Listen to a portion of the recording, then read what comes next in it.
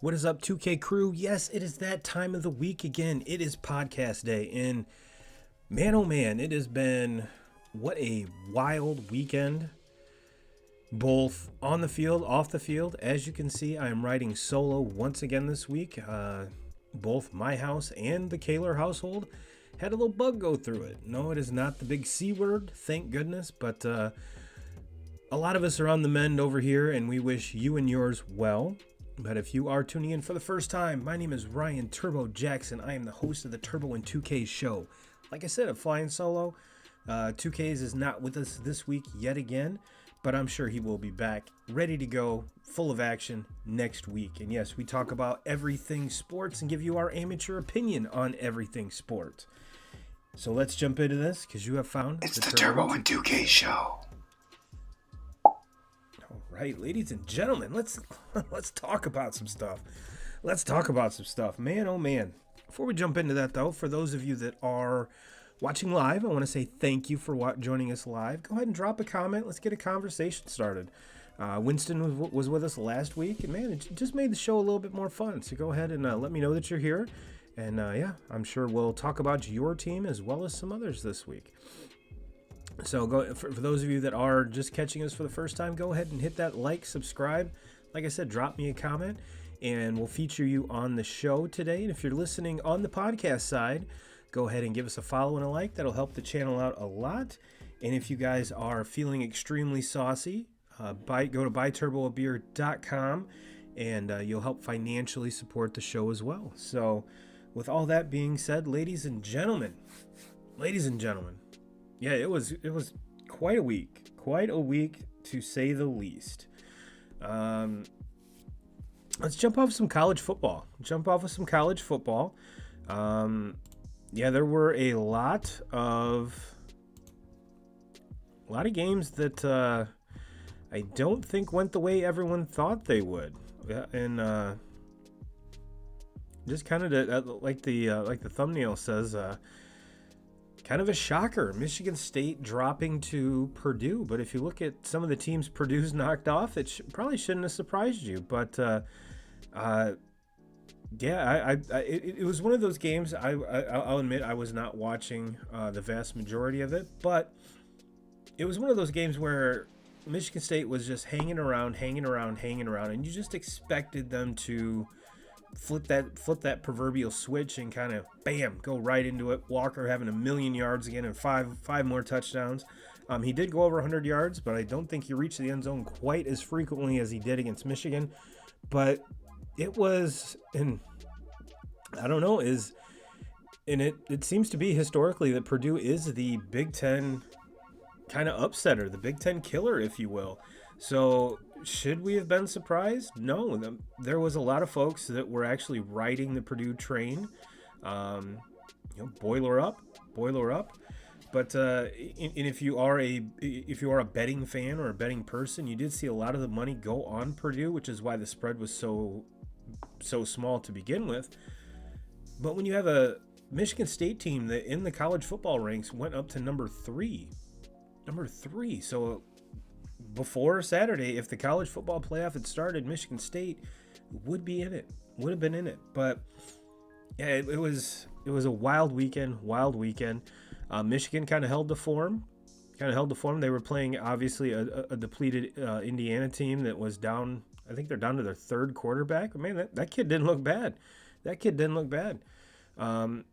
Michigan looked very, very good, and so all the Michigan fans out there should be very excited.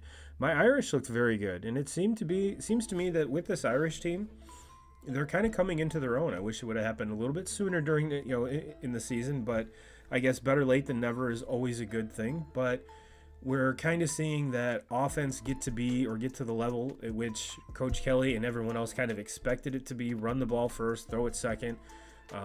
All the running backs that are in that backfield are having absolutely stellar second halves to the season. We're seeing some of the freshmen, actually most of the freshmen, take big steps. Running back, receiver, Tyler Buckner. They're all kind of making that stride to where a lot of us were hoping they'd be at the beginning of the season, but it just didn't happen. But it is nice to see that they're hitting that stride, getting everything to where it needs to be, and on top of that, the defense kind of being solidifying a lot of things. Yes, they were playing a Navy team, but for those that do follow college football, Navy runs the triple option. Can be just a nightmare at times. Their quarterback went down as well early in the first half, and I think that just kind of cemented everything. And we were actually able to see Notre Dame get a lot of sacks on the Navy quarterbacks, which generally is kind of hard to get considering all of the motion, all of the rollouts, all the handoffs and everything that they do. So that was kind of cool to see that defense kind of take the next step. And one of the best things about that rivalry is how long they've been doing it, how many times they've met. And probably one of the coolest things in my opinion is at the end when they each sing each other's fight songs together.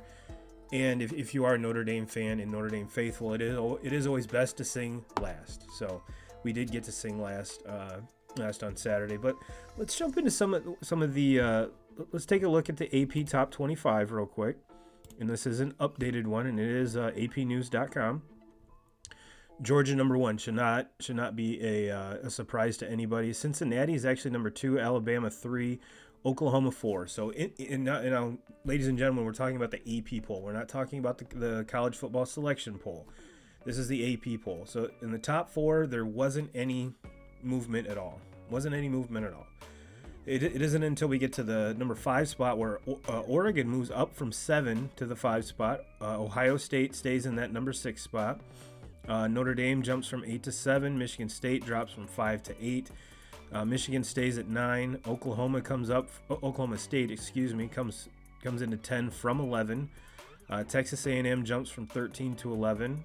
Ole Miss goes from 15 to 12. Wake Forest drops down to number 13 with their first loss of the season. That was kind of a surprise in my mind. But if you again, another game that had a lot of money on the opponent there. So just to give you a little hint, I did throw a little something against Wake Forest. So BYU up from 17 to 14. UTSA still 9-0. If you guys are on the betting side of things, hammer UTSA every chance you get. They came up from 16 to 15. Auburn drops from 12 to 16. Houston up from 20 to 17. Baylor takes another loss, drops from 14 to 18. Iowa stays put at number 19. Wisconsin's 20. North Carolina State 21. Coastal Carolina 22. Penn State 23. Louisiana Lafayette 24. And to round off the top 25 is Pittsburgh. So as you can see, probably not a lot of surprises there in the. Now keep in mind this is the AP poll. The week 2 college football committee isn't going to come out until later this week, so we're going to have to see how that committee treats a Cincinnati, who will. Let me bring that up so I can accurately say this. Cincinnati's right now currently before the new ranking sitting at 6. They won again, but they didn't win convincingly. Is that going to bump them up? But obviously Michigan State's going to fall out of this. They were ranked number 3. Who's going to move up into that 3 spot? Will Oregon stay at number 4? Ohio State had a very convincing win. So in Michigan had a convincing win. And Wake Forest is going to fall out of this. Where does Oklahoma slate? I really wish I could tell you. Because it is going to be quite an amazing time here, because this is the heart and soul and everything of college football is right now. Yes, you played all the previous weeks to get to here and get to the college football selection committee. I don't think we need to get into the debate on how exactly do we need to switch to 8 teams? Do we need to switch to 12 teams? Because let's be honest, that's not going to happen this year. But I do foresee at least the move to the 8-team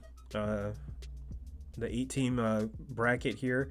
But I think ultimately we can all agree that Georgia sitting number 1, firmly number 1, Bama number 2. That's and like I said, are they just going to slide Oregon up to 3 and just pretty much shift everybody up 1? Is Cincinnati? I know I hate to say it, even though Cincinnati's undefeated, do they drop a spot? Because that's kind of the, they do not have the strength of schedule on their side to have a big statement win. Their only 2 wins were against an Indiana team and a 1-loss Notre Dame team. And I'm not dogging my Irish by any means, but I do have a feeling that if they were playing like they are now against Cincinnati, I think Cincinnati would have fallen to them in that game. But what is it? What is that? What's that old adage? If your aunt would have had nuts, she would have been your uncle.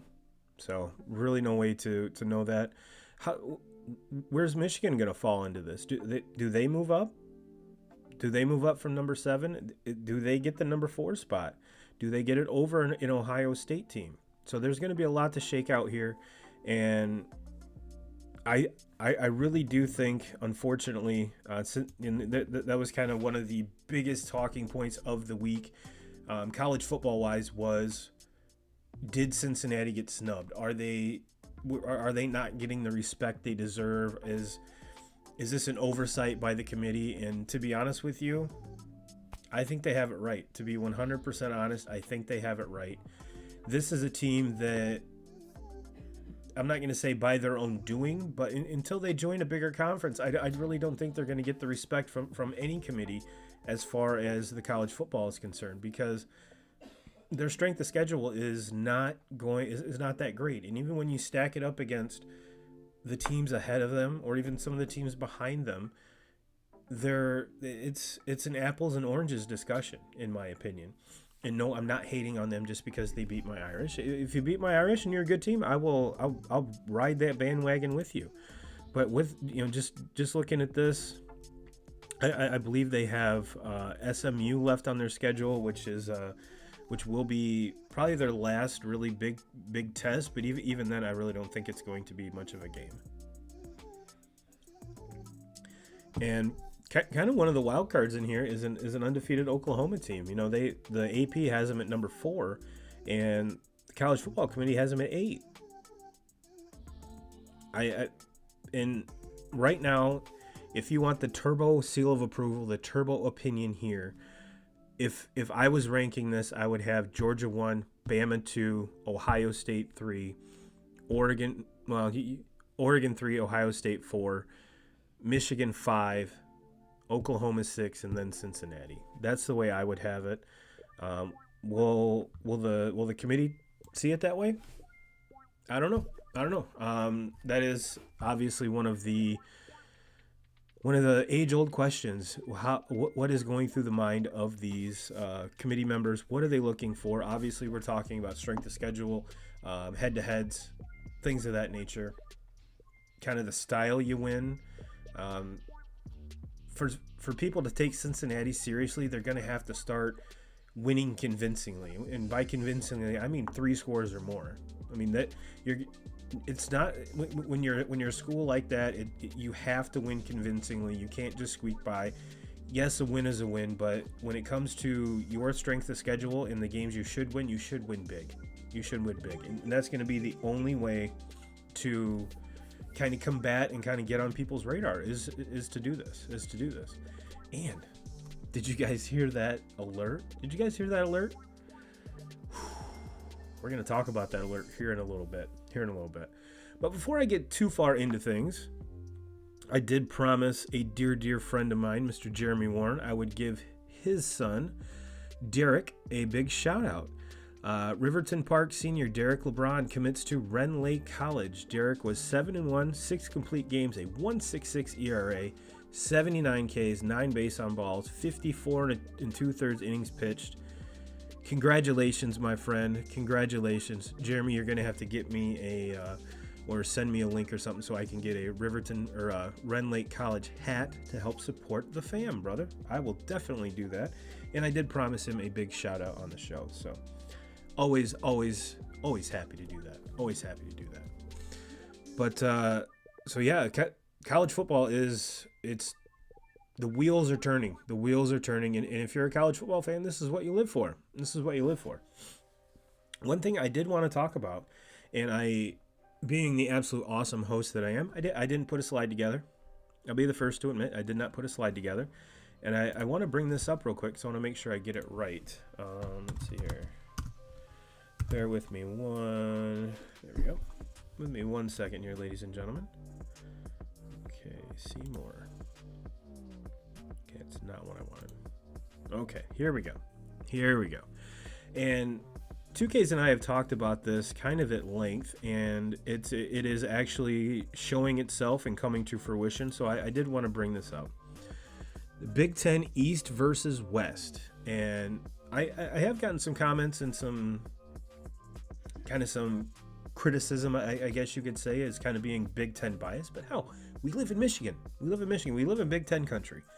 Do we follow the other conferences? Yes, but we're living in it. We're living and breathing it. So yes, that's why we're kind of Big Ten biased. But wow, what Big Ten East versus the Big Ten West. Now, it's kind of interesting. We on the East side, we've got Ohio State sitting at the top 6-0. We got a 5-1 Michigan State team, a 5-1 Michigan team. On the West side, we've got Wisconsin. These are Big Ten records, not overall records, ladies and gentlemen. Wisconsin sitting at 4-2 in conference. Minnesota 4-2. Purdue 4-2. Iowa 4-2. Hell, I'll even throw Illinois in there at 3-4. 3-4. You talk about a dogfight. To kind of get the top spot for each one of these. You could make an argument that Ohio State, Michigan State, and Michigan could all win this, and they can, because all three of those teams play each other in the next 3 weeks. The Big Ten West, I think, is going to be in. What kind of shocked me was Minnesota losing this week. They were 4-1 going into this, and kind of were the sitting pretty in the driver's seat. Just gave PJ Fleck a contract extension. And he goes out and does not row said boat. So, but getting to my point, you look at the top 3 teams in the East compared to the top 4 teams in the West. Now, I know I was riding that Iowa bandwagon very heavy, very hard early in the season, but they've lost some games that they really shouldn't have. The team sitting, also tied with them, Purdue had beat them when they were, I believe, the number 3 team in the nation, or number 2 team, I believe. So Purdue playing that spoiler, it seems like they play up to their competition and not just, they're not win the losses that they have, they probably should have won. So yeah, the getting back to my point, I know I'm kind of all over tonight, but the top 3 teams in the East are the top 3 teams in the entire conference. And I know we've preached about it, we've talked about it. There should be some way that they can rearrange the conference so that we, in the conference title game, we get the 2 best teams. And I know you're making you're painting a broad picture here, Turb, and I get it. But how cool would it be?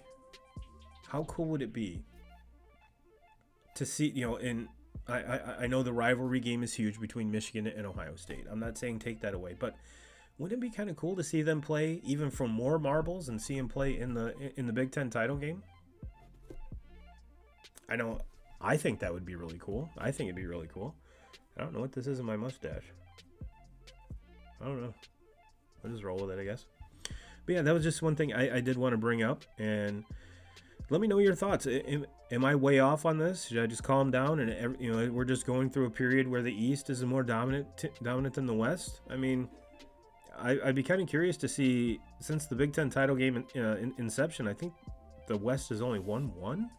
So I don't know. It's going to be interesting to see moving forward. And like I said, whichever team comes out of the West, I do not think is even going to hold a candle to the team that comes out of the East. So mark my words on that. That's my stone cold lock of the week. If you remember Mike and Mike from back in the day. So just something to think about. So yeah, going forward, I don't want to cut this segment off too quick, but let's look at. Actually, I want to delete all of this. Let's do it this way. Let's bring it up on the phone. Let's do it this way. Let's take a look at some of the games next week. No, I don't want that. Go away. Okay, stop. No, I don't want to. I do not want I do not want to fight. Okay. So looks like Thursday, a sneaky game. North Carolina coming off a huge win at Pittsburgh. Said they just bumped up to the number 25 spot. Cincy at South Florida. Bama's got a real banger. New Mexico State.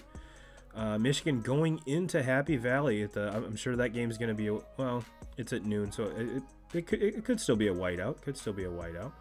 Got an Oklahoma Baylor. That's going to be a hell of a game, even though Baylor came off a loss. No, wait, they did not lose. Never mind. I don't think. Mississippi State going into Auburn, not Oregon. Georgia has Tennessee. That could be a sneaky game. Even though Georgia's already a 20.5 point favorite.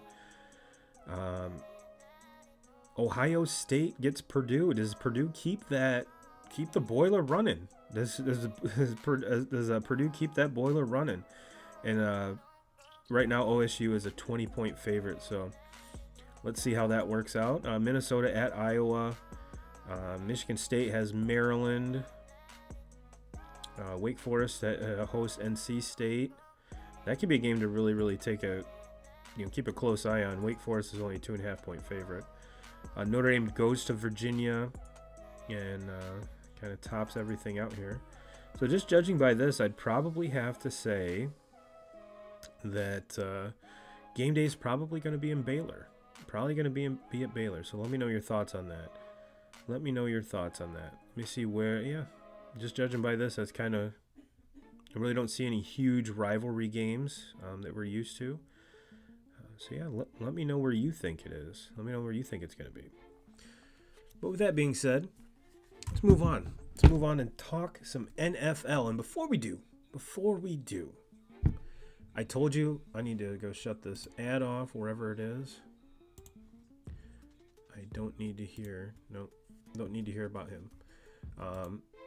But yeah, let's talk a little fantasy football before we jump into the NFL. And yeah, I'm doing this without 2Ks. And even if he was here, I'd still do it anyway. I still do it because I'm that jackass. I sent him a text. Let me see if I can find it here real quick. There it is. Let's see. So Wednesday, I sent him a screenshot of our upcoming matchup. And now keep in mind, Christian McCaffrey came back today. His number 1 overall pick. Sent him a message, says, congrats on your win, LOL. He says, LOL, now, let's not get carried away. Wouldn't surprise me if I played the slump buster role. And my top 3 running backs are out. Derrick Henry, hopefully not out for the season. Montgomery, hopefully coming back soon. And DeAndre Swift on a bye week. And on top of that, Mr. Aaron Rodgers is out for the reasons that we all know. So yeah, it's kind of hard sledding over here. And then we talked about if you guys are, which 2Ks and I, during the Kentucky Derby, we're trying to lay some money on the ponies. And believe it or not, out of all the sports betting and all the apps that we could find, not a single one would let us bet on the ponies. Well, now there is DraftKings has an app to where you can bet on the ponies. So if you guys want to get into that, it is called FanDuel Racing. And I did not get my account approved in time to bet on the Belmont today, but when it comes time for the Kentucky Derby and all the other cool stuff next year, we're locked, ready, and loaded, ladies and gentlemen. But yeah, getting back to fantasy football. Yeah, he has Darrell Henderson going right now, which score is tied 0-0, not just kicking off, but halfway through the first quarter. And now keep in mind, my lazy ass did not even start a defense. I picked one up, didn't play him. Picked up New England, and they allowed 1 touchdown, had 3 interceptions. They scored 1 touchdown, sorry. Gave me 19 points. So yeah, I was looking at this earlier and I'm like, well, fuck. This, you know what? Let's just chalk this week up to yet another loss.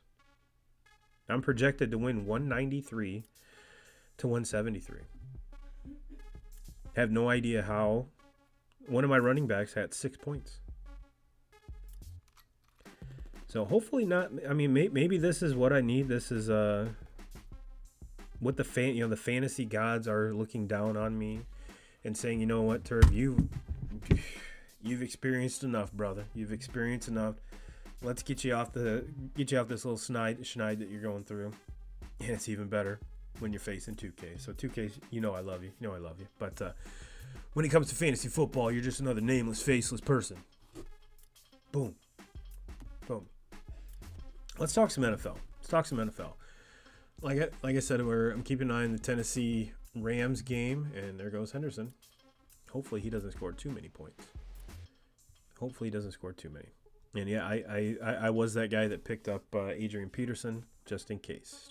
And he is my flex guy right now. So let's take a little trip around the NFL. There's some weird games today. Some weird games. And let me get a drink here real quick. Kind of had a huge bounce back game for the Chargers going into Philadelphia. This one looked like it was going to be, on paper, Chargers should have blown them away. Let's take a look at the box score here. What we got? Herbert goes 32 for 38, 356, 2 touchdowns. Jalen Hurts 11 for 17, 162 and a tud. Austin Eckler, probably the strongest man in the NFL, 17 carries for 59 yards. And Jordan Howard, a name I haven't heard in a while for Philadelphia, 17 rushes for 71 yards and a tud. Keenan Allen goes over 100 yards. Devonta Smith goes for over 100 yards and a touchdown. So, yeah, it seems like, ladies and gentlemen, I will admit that I did not get to watch as much football as I wanted to today. The weather was just too nice, and I had to get out and do some things. So I do apologize for probably not the most accurate renditions here. But one that really, really shocked me was the Browns 41, Bengals 16. I was listening to this game while I was doing some stuff outside, and it seemed like Joe Burrow could not throw the ball to his own team. Even though he only had 2 interceptions, it seemed like every time you turn around, dude was throwing it to Cleveland. Baker goes 14 for 21, 218, and 2 touchdowns. Joe Burrow goes 28 for 40, 282, is held out of the end zone, but 2 picks. Nick Chubb just goes off, 14 carries, 137 yards, 2 touchdowns. Joe Mixon, 13 carries, 64 yards, and 2 touchdowns. And Donovan Peoples-Jones, pride of U of M, two catches for 86 yards and a touchdown. David Njoku had a catch for a touchdown. T. Higgins led the way for Cincinnati, six catches, 78 yards. And as I said, he did not have a passing touchdown. So a little bit of a shocker there. Especially considering the Odell Beckham Jr., all that mess that they went through this week and couldn't trade him and what they were going to do with him. And maybe it's one of those things, hell, if you look back to last year, they won a lot of games without him while he was down with injury. So maybe it's one of those addition by subtraction deals, and it's just going to work out. And it is a shame that 2K isn't here, and maybe this is why he's not feeling well, is his Cowboys laid a fucking egg today. Laid an egg. Teddy Bridgewater goes nuts. The Broncos 30, Cowboys 16. This was by far the biggest shock to me. Well, no, the second biggest shock. Excuse me. Teddy goes 19 for 28, 249. Dak on his return from the injury, 19 of 39, 232, 2 touchdowns and an interception. Zeke only has 51 yards on 10 carries. Javonte Williams has 17 carries for 111 yards. Melvin Gordon has 21 carries for 80 yards and a touchdown. And Tony Pollard just has 4 carries for 11 yards. And just was not a good all-around day for the defensive side or offensive side of the Cowboys. So yeah, big, very, very shocking here to this guy right here. And Dolphins come away with a big win against the Texans. Texans continue to struggle. Looks like Tua did he even play? I don't think so. Nope. Jacoby Brissett, 26 of 43 for 244, a touchdown and 2 picks. Tyrod with his comes back from injury, 24 of 43 with three picks. So probably not the best time to have a guy coming off an injury throw 43 times. Just throwing that out there. Falcons over the Saints. This is another game that kind of shocked me. Are we actually seeing what Atlanta actually is, or is this just another game where the Saints? I mean, yes, they had Trevor Siemian saw the vast majority of the snaps at quarterback. Looks like Taysom Hill had a couple. Siemian goes 25 of 41, 249, 2 touchdowns, no picks. That's not bad. That's not bad at all. Matt Ryan goes off. This is stat line Matt Ryan about 3 years ago. 23 of 30, 343, 2 touchdowns. I mean, that's just that's kind of the Matt Ryan that we're used to seeing, instead of the last couple years. But man, these ads can suck my dick.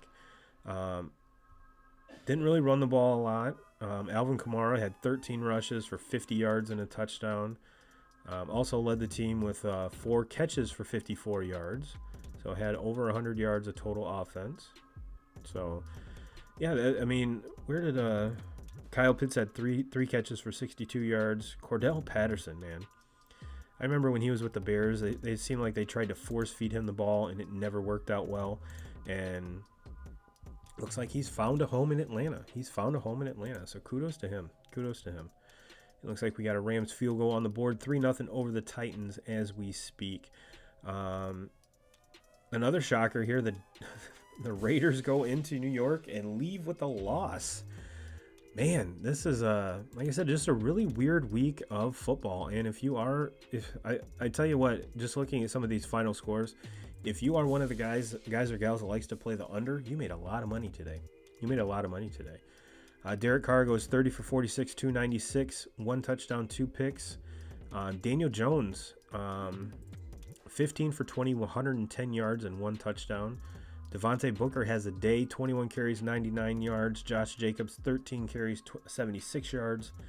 Looks like Hunter Renfrow did see the end zone, 7 catches, 49 yards. Darren Waller, obviously one of the best pass-catching tight ends in the league, 7 catches, 92 yards.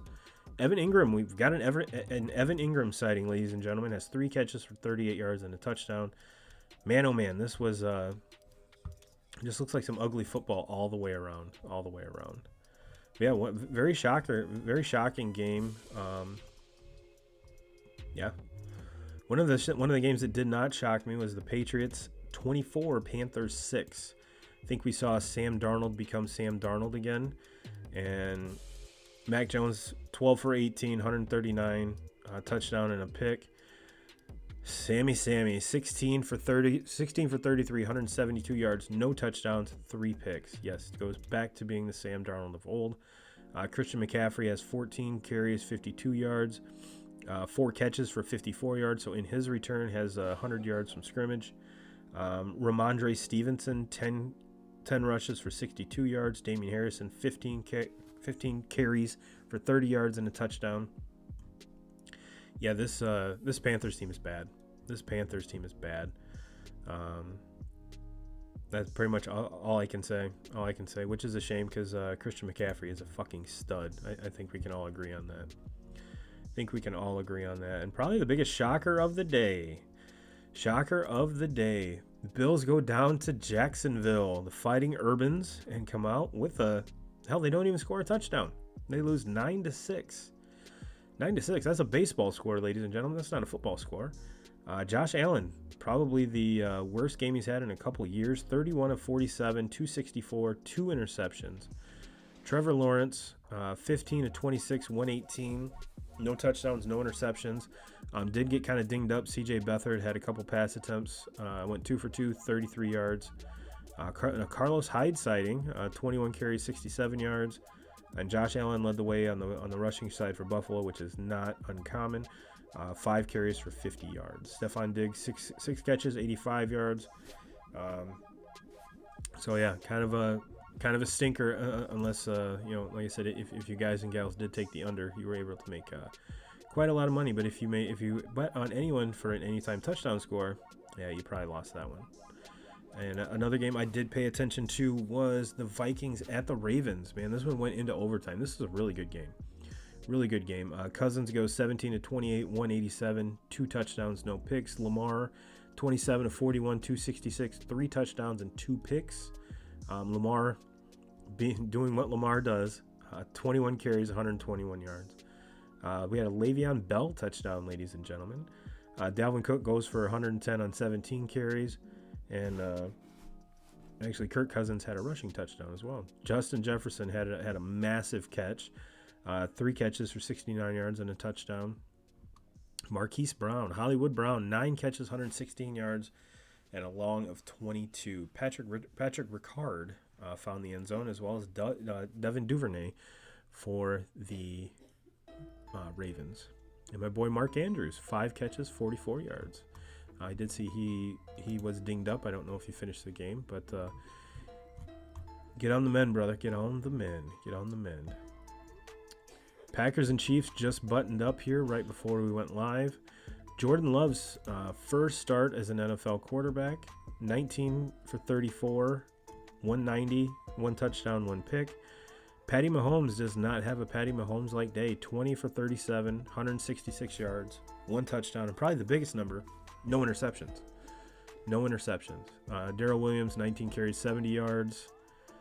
Aaron Jones, I think for whatever reason, Matt LaFleur decided not to hand the ball off as much because they only have 25 carries, and 5 of them were from Jordan Love.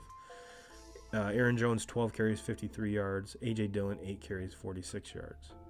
So Alan Lazard caught the first career touchdown pass of Mr. Jordan Love. Travis Kelce, again, being the stud that he is, 5 catches, 68 yards, and a touchdown. So I really don't think without Aaron Rodgers, a lot of us thought that the Packers would even have a shot. And coming down to it, I mean, Mason Crosby misses 1 field goal and has another one blocked. The one he missed, it was an obvious laces in, Ace Ventura style. So yeah, that was kind of shocking. But yeah, they actually had chances to win this game. I mean, when you keep the Chiefs at 13 points, that's not a bad day at the office. I have a feeling if you put Aaron Rodgers under center, they do win that game. They do win that game. And no, we're not going to get into the who, what, when, and why of that. I think we're all well aware of what's going on. But moving on. The Cardinals go into San Francisco, come out with a win, 31-17 against the Niners. This game also featured a backup quarterback. Colt McCoy goes 22 of 26, 249, and a touchdown. Jimmy G, 28 of 40, 326, 2 touchdowns and an interception. Let's see. James Conner, which is probably one of the reasons why my fantasy team is winning. 21 carries, 96 yards, 2 touchdowns. Enoy Benjamin, 9 carries, 39 yards, and another touchdown. Let's see here. San Francisco rushed the ball 11 times, and Jimmy G had 1 of them. And 1 of them was from Brandon Ayuk. Elijah Mitchell only touched the ball had 8 carries for 36 yards. George Kittle on his return, 6 catches, 101 yards, and a touchdown. So, yeah, you definitely got to give those running backs the rock. Just give them the rock. That's all you got to do. With that offensive line and those studs back there, Jimmy G should not be passing the ball 40 times, in my opinion. Well, I think that wraps up our little whip around here. And like I said, we can talk about the Thursday night game. That was a dog walk. That was a dog walk. The Colts dominated the Jets. They dominated the Jets, and the Jets were down to, they're already down Zach Wilson. We saw last week Mike White, the Great White Hype, come in and I think he threw for like 400 yards. Well, he starts the game, gets dinged up. Josh Johnson comes in, and what does he do? Go 27 of 41, 317, 3 touchdowns, and a pick. It's kind of impressive for a third-string quarterback. kind of impressive. And yes, there was and now I understand there was a lot of those yards came when Indy was playing prevent defense. They already jumped out to a huge lead. To be honest with you, this game was done at halftime. It was 28-10 at halftime. This game was done. Then in the third quarter, Indy outscores New York 14-6, even increasing the lead. So yes, a lot of that was garbage time. But this game here really, really broke my heart. I needed Michael Pittman Jr. to get one more yard to hit my parlay, and he did not. So that's why Vegas gives you those hooks. I had him for 64.5 yards. He got 64. So yeah, this game was kind of a dog walk, but did have someone bring up a very, very good, this is kind of a good segue into give you the preview of Monday night's game here. All right, 2K crew, let's have a talk. Let's have a talk because, as you guys know, I'm a Bears fan. There's a lot of other Bears fans in the 2K crew, and it's very frustrating to see the quarterback, just the lack of quarterback that we've had in Chicago for decades. Let's be honest, for decades. The last really, really good stand, and this is even a stretch as well. Jay Cutler. Jay was either really good or Jay was really bad. And yes, we have Justin Fields now. Justin Fields is growing. He's becoming a better player week in and week out. But man, you can't even make the argument talking about, comparing weapons to weapons. But as a Bears fan, we get shitty quarterback play. And the Jets, who are quite possibly the worst franchise in sports right now, they have 3 guys that can go for over 300 yards. And am I saying the Bears need to trade for one? No. It's just super frustrating. It is super frustrating to see a third-string quarterback throw for over 300 yards against a very good Colts defense. And then Mike White last week. Holy shit. Do they actually need Zach Wilson? I don't know. Is Zach Wilson going to play once he gets healthy? No, the answer is absolutely yes. They took him number 2 overall for a reason. The Jets aren't this ridiculous to kind of throw the season away or throw him away already. No, because he actually has shown signs of being a dude, being a guy. But I tell you what, if you're Mike White or Josh Johnson, you're like, you know what? I just balled out, had the game of my life. And before Mike White went out in this week's game, he was doing the same thing. It's like, all right. White Lightning, here we go. Magic Mike White Lightning, as Pat McAfee and the crew would say. But yeah, just looking at that, it's like, holy shit, this, okay. But one thing I did want to point out here is Jonathan Taylor having another massive game. 19 carries, 172 yards, and 2 touchdowns. I think you can kind of see why Indianapolis took him when they did. And I have a feeling if they would have ran him more to begin the season last year, and maybe he just kind of developed into the player that we see now. But man, he is going to end up leading the league in rushing. And I'm not going to say it's just because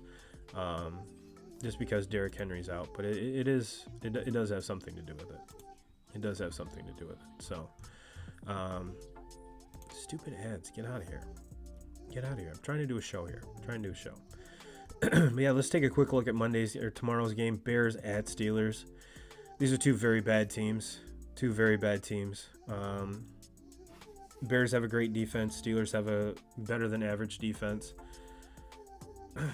And Pittsburgh is a 7-point favorite at home. And I don't know.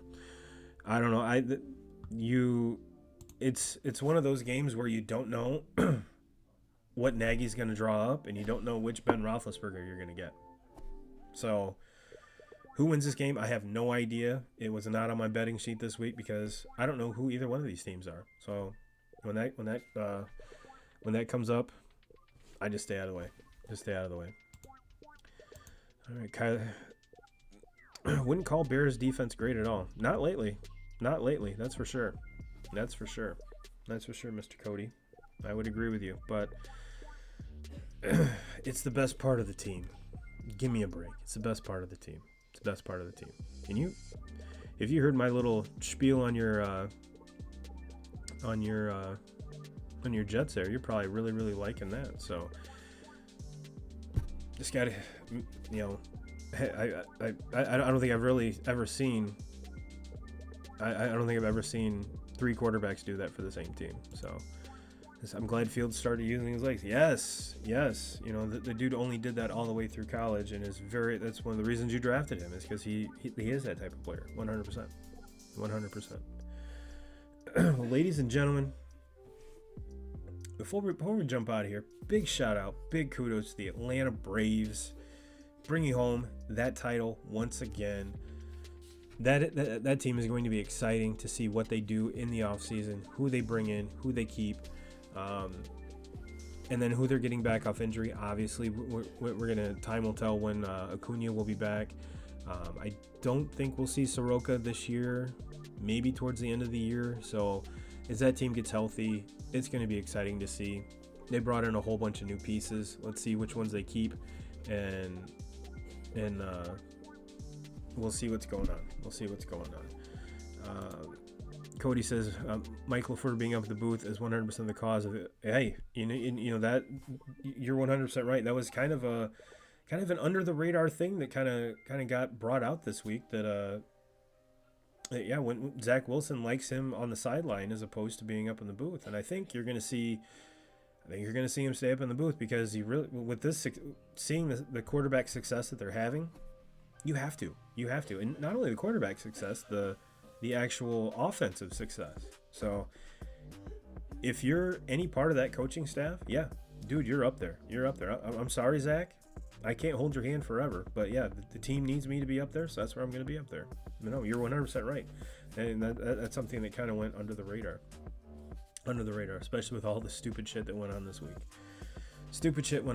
So, but yeah, big shout out to the Atlanta Braves. See if they can.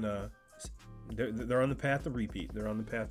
So, with all that being said, ladies and gentlemen, I really don't think there is anything to wrap up. Big shout out to my man Cody, Pure Michigan Angler. Always love you, brother. Thank you for the comments. It's a good conversation. And yes, for those of you that are watching live, anytime you're watching live, or even if you're watching the replay, go ahead and drop me a comment. I reply to every one of the comments down there. So, but yeah, with that being said, ladies and gentlemen, let's everyone have a good week. For those of you who like the S word, the snow, we're probably going to see some this week, which I am not a fan of. It's a little too early in my opinion, but we do live here in Michigan. But I will catch you guys next week. Like I said, 2Ks, fingers crossed, we'll be back, so you don't have to stare at this mug for an hour again. So, as always, everyone have a great week, and Jim Rome, we're coming for you.